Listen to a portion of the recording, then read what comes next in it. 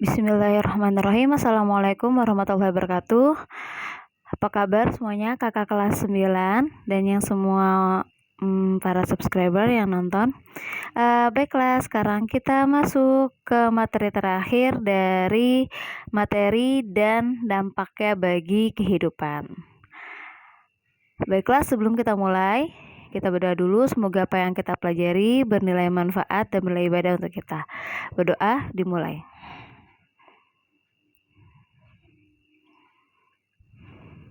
Amin. Baiklah, sekarang kita sudah masuk ke materi terakhir. Ya, sekarang kita akan bahas tentang sifat-sifat zat serta dampaknya dari materi bagi kehidupan manusia. Di sini sifat zat itu berdasarkan perbedaan jumlah dan jenis atom penyusun zatnya itu dibedakan menjadi 3. Ada sifat fisika, sifat kimia, menjadi 2.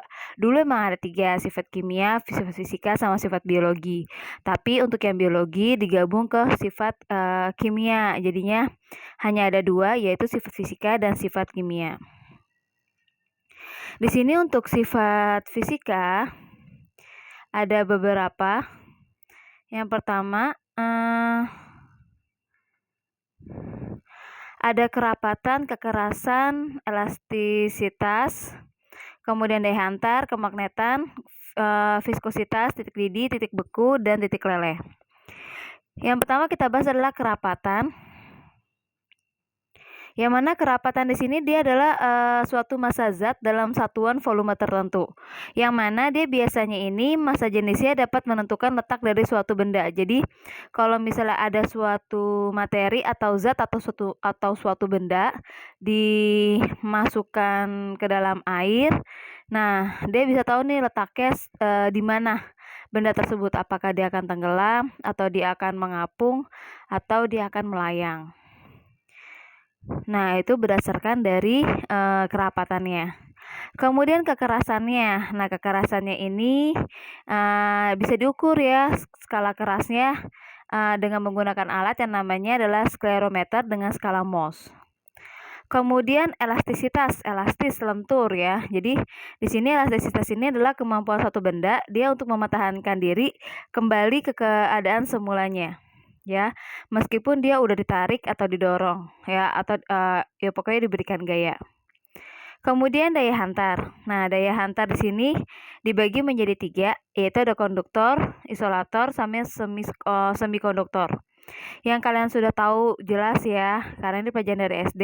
Konduktor itu adalah suatu alat-alat atau bahan-bahan ataupun materi yang dia mudah menghantarkan arus listrik. Sedangkan kalau isolator dia sukar atau tidak bisa menghantarkan arus listrik. Sedangkan kalau semikonduktor dia lemah menghantarkan arus listrik. Nah, konduktor ini kayak misalnya zat-zatnya kayak besi, seng ya. Nah, itu dia bisa menghantarkan arus listrik. Isolator dia kayak misalnya aluminium ya. Karet, kertas ya. Nah, itu yang isolatornya. Nah, kemudian untuk yang semikonduktor ya, nah itu salah satunya ada aluminium. Dia agak susah, lemah ya, mengantarkan arus listrik.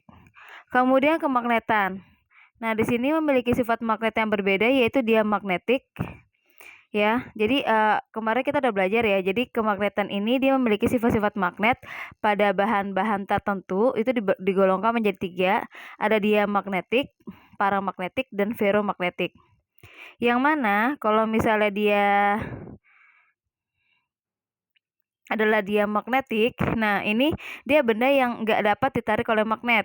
Kemudian kalau misalnya paramagnetik, dia bendanya lemah, bisa ditarik tapi lemah kekuatannya ya. Kemudian kalau misalnya ferromagnetik, dia bisa ditarik dengan kuat oleh magnet. Nah, kemudian selanjutnya adalah viskositas. Nah, di sini viskositas itu adalah ukuran kekentalan fluida yang menyatakan besar kecilnya gesekan dalam fluida.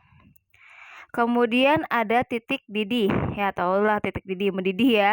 Berarti suhu zat cair berubah menjadi uap pada tekanan tertentu, pada suhu tertentu. Kemudian ada titik beku juga, suhu pada tekanan tertentu zat cair yang mulai berubah menjadi padat ketika suhu suatu zat diturunkan. Kemudian terakhir adalah titik leleh. Suhu pada tekanan tertentu pada zat padat mulai berubah menjadi cair. Nah, yang mana kemarin kalian sudah pelajarin pada tabel periode unsur dari 118 zat ya. Kemarin kita udah belajar 118 materi. Nah, itu ada berapa ya? Nah, di sini ada titik didih, ya kan? Ada titik didih, ada titik leleh, ada massa jenis, ya kan? Nah, itu semuanya berbeda-beda dari setiap materi, dari setiap atom, ya, dari setiap unsur. Karena mereka berbeda zatnya, sudah pasti. Oke, next kita balik lagi.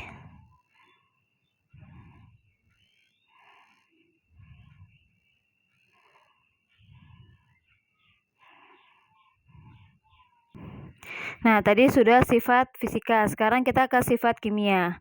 Yang mana sifat kimia ini ada 3 macam ya, untuk mengetahui apakah ini suatu zat ini bisa diukur, digolongkan dalam suatu sifat fisika atau sifat kimia. Nah, ini ada kestabilan, ada kereaktifan, sama korosivitas. Kestabilan di sini adalah kemampuan suatu zat untuk mempertahankan diri dari perubahan atau dekomposisi di lingkungan alaminya. Nah, dengan kata lain, mudah atau tidaknya suatu zat tersebut rusak. Ya, jadi dia ini mudah atau enggak nih zat tersebut gampang rusak apa enggak gitu ya. Nah, itu kestabilan. Kemudian kereaktifan di sini adalah suatu ukuran yang menunjukkan mudah tidaknya suatu zat bereaksi dengan zat yang lain. Jadi kalau misalnya hidrogen dikasih oksigen, nah itu dia bereaksi enggak? Kemudian hidrogen dikasih klorin. Nah, itu dia bereaksi enggak? Seperti itu. Kemudian korosivitas, kerusakan atau degradasi logam akibat reaksi redoks antara suatu logam dengan berbagai zat di lingkungannya ya, korosif. Ya, dia mudah hancur apa enggak ya? Biasanya apa ya? Bahasanya itu karatan dulu ya. Oke.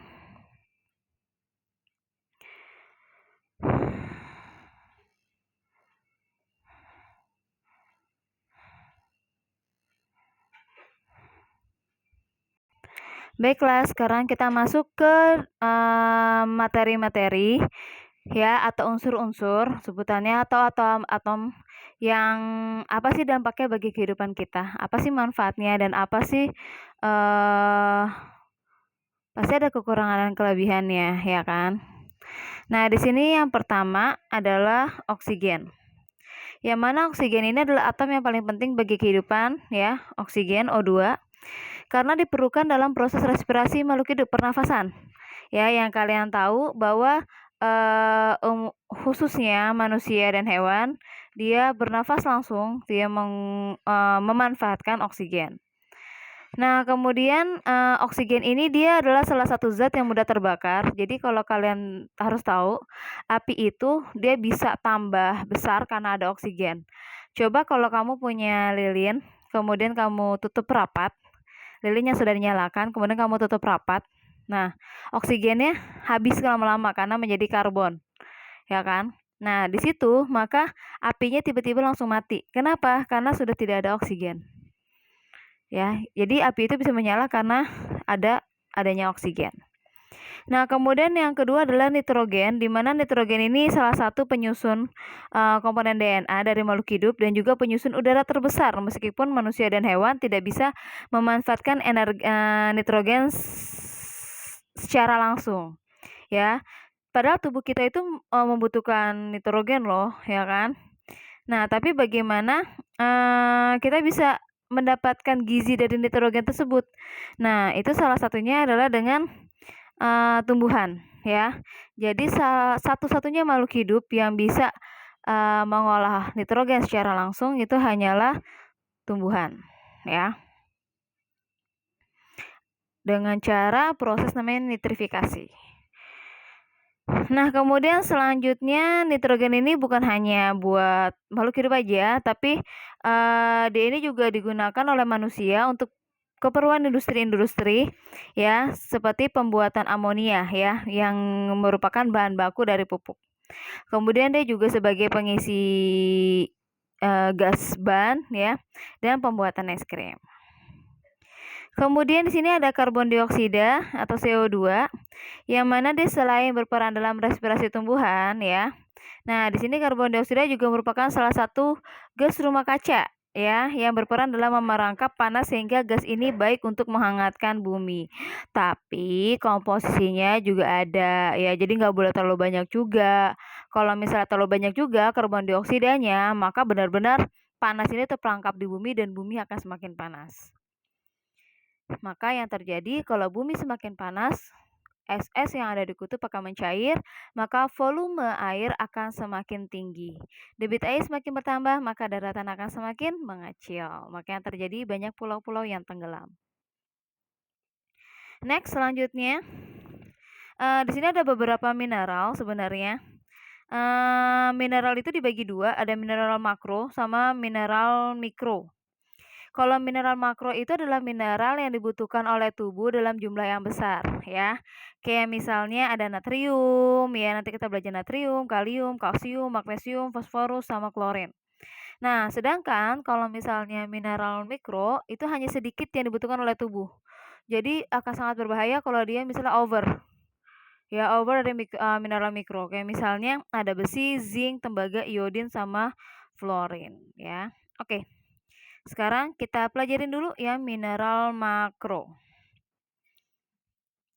Mineral makro yang pertama ini di sini adalah natrium. Dia ini memiliki manfaat bagi tubuh yaitu untuk mengatur keseimbangan cairan tubuh, meningkatkan kerja otot jantung, mengatur pH cairan tubuh, mengangkut zat gizi melewati membran sel dan merangsang kerja saraf.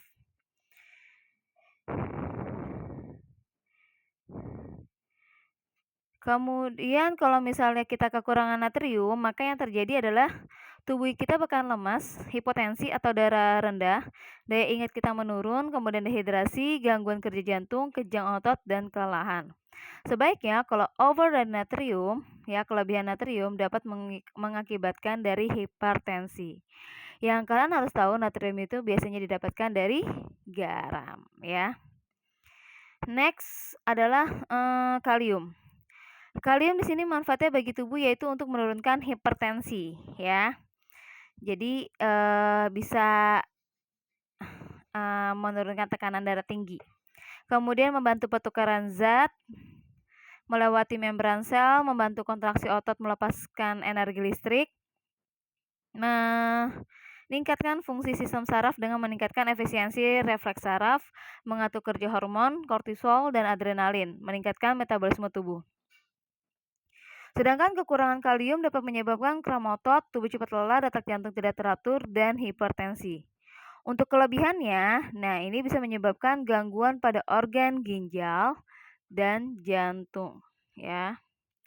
Nah, untuk kalium itu sendiri, di sini berarti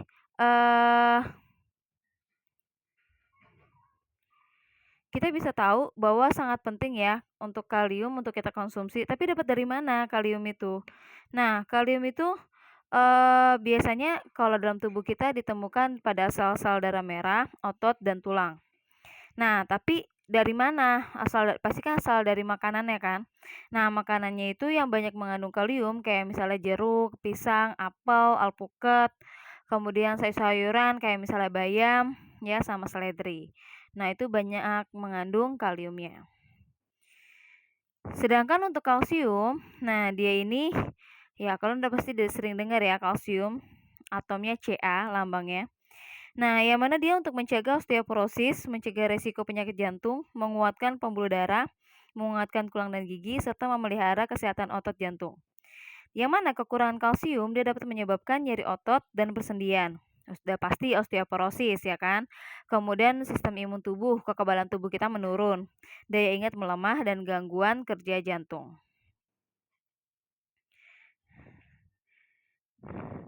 Untuk kalsium sendiri dapat dari mana? Dapat dari kacang-kacangan. Ya, kayak misalnya kedelai, kacang hijau, kacang polong. Tapi juga ada sayuran hijau ya, kayak misalnya brokoli dan pepaya. terus ada buah nangka, pepaya, salak, susu, daging merah, telur, ikan, ya, serta makanan-makanan seafood ya. Nah, itu banyak mengandung kalsium. Khususnya paling banyak lagi yang paling banyak dan paling murah itu adalah ikan teri. Tuh, jadi banyak sekali mengandung kalsium ya. Jadi nggak ada alasan sebenarnya kalau kita menderita osteoporosis. Next, selanjutnya adalah magnesium. Magnesium atau simbol atomnya adalah Mg, di mana dia ini adalah mineral yang paling banyak larut di dalam laut, ya. Nah, sedangkan dalam tubuh itu magnesium banyak ditemukan di tulang. Di sini untuk magnesium itu sendiri bagi tubuh kita bermanfaat untuk mengaktifkan kerja enzim yang terlibat dalam metabolisme tubuh, menjaga kepadatan tulang, kemudian mencegah gangguan asma, mencegah sembelit, mencegah ketegangan otot, dan mencegah stres. Nah, kalau kekurangan magnesium udah pasti bakalan kram, insomnia, depresi, denyut jantung tidak teratur, kelelahan, dan sakit kepala. Tapi, kalau kita terlalu banyak mengkonsumsi magnesium, nah ini dapat menyebabkan gangguan irama detak jantung atau aritmia, kemudian ada gangguan pernapasan dan tekanan darah rendah atau hipotensi. Nah, jadi berapa sih kebutuhan harian kita untuk magnesium itu sendiri? Itu adalah sekitar 350 mg pada orang dewasa, ya, per harinya. Kemudian next selanjutnya adalah fosforus. Fosforus ini simbol atomnya adalah P. Dia ini fungsinya adalah membantu sistem pencernaan ya dengan merangsang pencernaan riboflavin dan niacin. Kemudian melancarkan metabolisme tubuh untuk menghasilkan energi, menunjang kesehatan gigi dan gusi, diperlukan dalam sintesis protein, mencegah kelelahan otot, memperlancar proses pembuangan zat sisa dari ginjal pada proses ekskresi ya. Kemudian menjaga keseimbangan hormon dan terakhir membantu meningkatkan energi dan metabolisme tubuh. Kemudian selanjutnya yang terakhir adalah klorin. Ini pada mineral makro ya. Yang terakhir adalah klorin atau Cl. Nah, di sini dia bagi tubuh membantu menjaga tekanan osmotik sel, enzim HCl pada pencernaan lambung, menjaga keseimbangan asam basa, mengangkut zat gizi melalui membran sel. Nah, tapi kekurangan dari klorin bisa menyebabkan kontraksi otot abnormal, kerontokan rambut, dan gangguan pencernaan. Ya. Selesai untuk mineral yang mikro ya, makro. Sekarang kita masuk ke mineral yang mikro ya. Mineral mikro yang asupannya nggak terlalu banyak, hanya sedikit saja, itu sudah sangat-sangat membantu dalam metabolisme tubuh kita. Ini ada belerang, besi, zinc, iodin, tembaga, sama satu lagi itu ada fluorin ya. Oke, baik. Yang pertama itu adalah belerang. Yang mana belerang ini bagi tubuh berfungsi menjaga sendi, kemudian imunitas, pencernaan, dan penyerapan lemak, membentuk asam empedu, mengatur gula darah, dan keseimbangan oksigen pada otak. Kekurangan belerang pun dapat menyebabkan anemia, gondok, dan gangguan pendengaran. Kemudian ada zat besi. Nah, bagi tubuh ini bermanfaat untuk mengalirkan oksigen ke seluruh tubuh. Yang mana unsur pembentuk hemoglobin, unsur pembentuk enzim, dan unsur pembentuk neurotransmitter. Neurotransmitter itu adalah kepekaan terhadap rangsangan. Jadi, kalau misalnya yang agak lemot-lemot, nah berarti kekurangan rangsangan dari neurotransmitter. Artinya dia kekurangan zat besi. Ya. Nah, di sini tadi kan Ibu udah bilang kekurangan zat besi bisa menyebabkan anemia. Kalau anemia itu biasanya sudah nggak fokus ya, gampang lelah, jadinya ya tadi neurotransmitternya terhambat. Nah, dari mana kita bisa memenuhi gizi harian dari zat besi? Itu bisa didapatkan dari telur, bayam, jagung, kangkung, jeruk, serealia, daging ayam dan sapi, ikan, ataupun minum tablet penambah darah yang telah diprogramkan oleh puskesmas ya, oleh Kementerian Kesehatan. Nah, kemudian ada zinc. Zinc ini Manfaatnya bagi tubuh diantaranya mengaktifkan limfosit T. Limfosit T itu adalah salah satu bentuk dari leukosit atau sel darah putih yang menjaga imunitas tubuh kita. Kemudian ada komponen obat untuk penyakit pilek dan penyembuhan luka, mencegah kerusakan makula.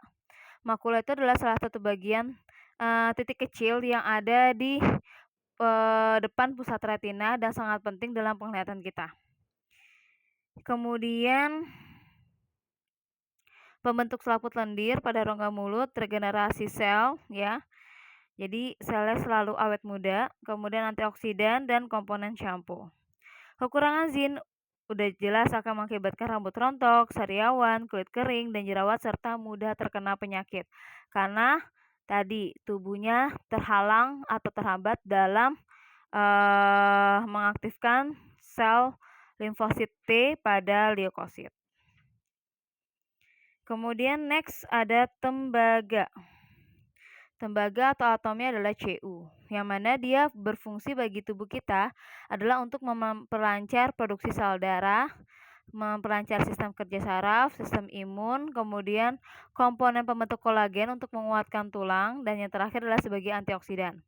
Jelas kalau kekurangan tembaga, dia akan mengakibatkan osteoporosis rematik radang sendi, gangguan fungsi saraf, metabolisme menurun, dan penyakit jantung koroner. Sedangkan untuk kelebihan tembaga, dia menyebabkan gangguan ginjal, lambung, diare, dan anemia. Next ada iodin, ya.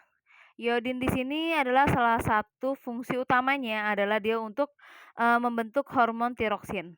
Yang mana hormon tiroksin ini dia berfungsi untuk mengendalikan berbagai aktivitas tubuh serta pertumbuhan seseorang. Makanya kalau orang yang kekurangan iodin, ya, iodium, nah, itu dia bisa mengakibatkan kretinisme atau kerdil, pendengaran berkurang, dan pembengkakan kelenjar getah bening di leher atau gondokan. Nah, di sini untuk iodin atau iodium itu bisa didapatkan dari garam yang beriodium ya. Jadi kalau beli garam itu ada tulisannya biasanya, garam beriodium, biar kalian tidak menderita penyakit gondokan. Next, yang terakhir adalah fluorin, yang mana dia bekerja sama dengan kalsium untuk menguatkan tulang dan gigi, serta mencegah kekurangan magnesium dan serta ya mencegah kekurangan magnesium dan mencegah dari penyakit osteoporosis tentunya. Dan pengeroposan tulang juga bisa. Nah, kalau misalnya kekurangan fluorin ya tadi menyebabkan kerusakan gigi dan juga menyebabkan penyakit osteoporosis. Selesai untuk mineral-mineralnya bagi kesehatan tubuh kita. Nah, sekarang apa sih dampak materi bagi kehidupan kita yang lainnya ya? Nah, di sini Ibu kelompokkan dari beberapa, ada bahan pembersih, ada bahan pewangi, ada bahan pemutih, kemudian ada juga pestisida atau pembasmi hama.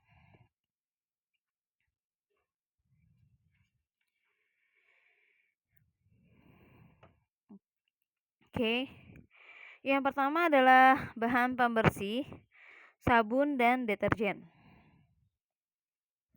Yang mana sabun ini dia merupakan campuran minyak atau lemak ya dengan alkali atau basah melalui satu proses yang disebut dengan saponifikasi. Nah, lemak yang akan terhidrolisis oleh basah menghasilkan gliserol dan sabun mentah. Secara tradisional, alkali yang digunakan adalah kalium yang dihasilkan dari pembakaran tumbuhan seperti arang kayu. Nah, sedangkan untuk deterjen itu sendiri, dia itu campuran berbagai bahan yang digunakan untuk membantu pembersih dan terbuat dari bahan-bahan turunan minyak bumi, yang mana pada umumnya mengandung surfaktan, ada builder, filler, dan aditif. Kalau surfaktan itu, dia itu untuk menurunkan tegangan permukaan air sehingga dapat melepaskan kotoran yang menempel pada permukaan bahan. Kalau builder itu adalah untuk meningkatkan efisiensi pencuci dari surfaktan dengan cara menonaktifkan mineral penyebab kesadaran air. Kemudian filler atau pengisi, nah ini adalah bahan tambahan deterjen yang tidak mempunyai kemampuan meningkatkan daya cuci, tapi dia menambah kuantitas. Ya, jadi lebih baik gitu ya. Next, yang terakhir adalah aditif, yang mana bahan tambahan yang umumnya seperti ada pewanginya, ada pelarutnya, pemutihnya, pewarnanya, ya.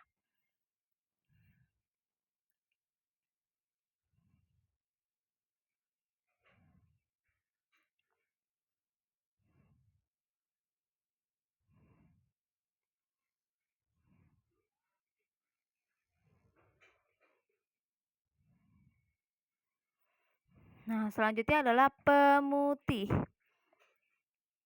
Yang mana kalau pemutih di sini, dia itu mengacu kepada sejumlah bahan kimia yang digunakan di bidang industri atau di rumah tangga ya untuk memutihkan pakaian ya, atau mencerahkan warna rambut atau untuk menghilangkan noda ya.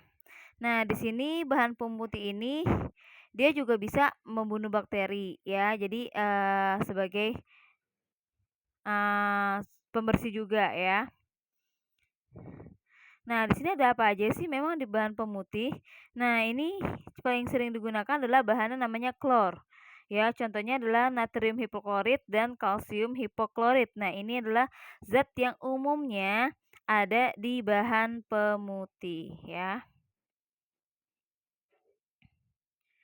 Kemudian bahan pewangi.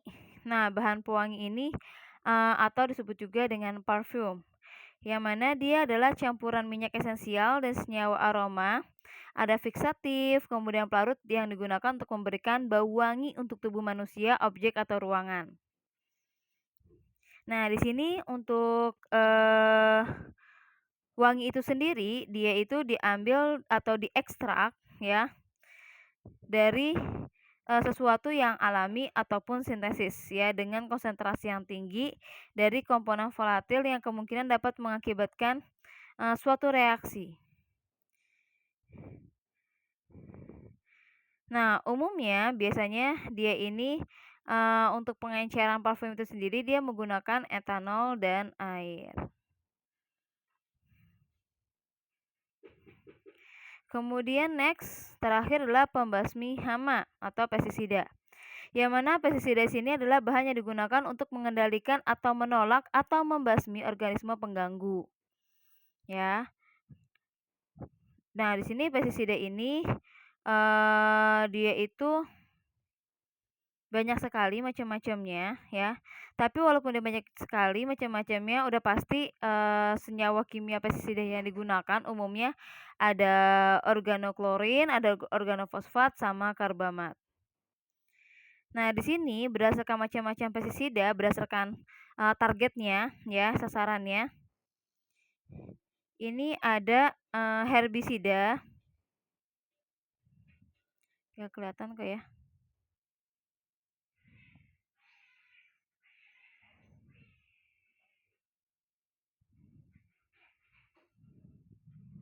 Ya, nggak kelihatan.